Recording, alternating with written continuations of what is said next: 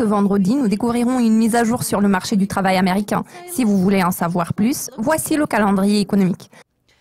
À 5h45 du matin, la Suisse doit publier son taux de chômage pour juin. Le taux de chômage ajusté des variations saisonnières s'est maintenu au même niveau de 3,2% au cours des 2 derniers mois. À 6h, l'Allemagne fera connaître sa production industrielle pour mai. La production a fortement progressé en avril après avoir glissé de 0,1% le mois précédent. À 7h, la Banque nationale suisse publiera ses données sur les réserves de change pour juin. En mai, les réserves vont légèrement diminuer à partir de leur plus haut de 697 milliards enregistré le mois précédent. La Grande-Bretagne doit publier l'indice Halifax des prix immobiliers pour juin une demi-heure plus tard. Les données de mai ont surpris à la hausse car l'indice a affiché la première augmentation en 4 mois.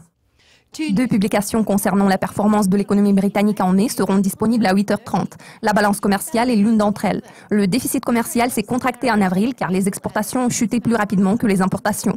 La production industrielle a renoué avec la croissance en avril, mais cela s'est avéré insuffisant pour compenser une baisse de 0,5% affichée un mois plus tôt. Le NIESR doit publier son estimation mensuelle du PIB britannique pour juin à midi. Cette publication comportera également les données couvrant le 2e trimestre. Selon les 2 estimations précédentes, la croissance trimestrielle s'est établie à 0,2%, ce qui est le rythme le plus lent depuis plus d'1 an. Les États-Unis publieront leur rapport sur l'emploi étroitement surveillé pour juin à 12h30 GMT.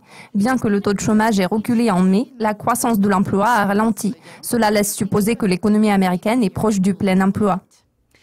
Le rapport canadien sur l'emploi est programmé à la même heure. Ici, nous observons une tendance inverse. Malgré une accélération plus forte que prévue du taux d'emploi, le taux de chômage a également progressé.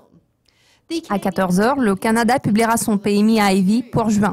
L'indice de mai est apparu beaucoup plus faible que prévu, perdant 8,6 points.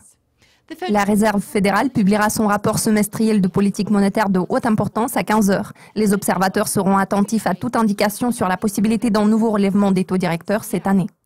Je suis Céleste Skinner. Vous avez regardé le calendrier économique du vendredi 7 juillet. Le prochain aperçu portera sur les communiqués de presse clés de lundi. À très vite.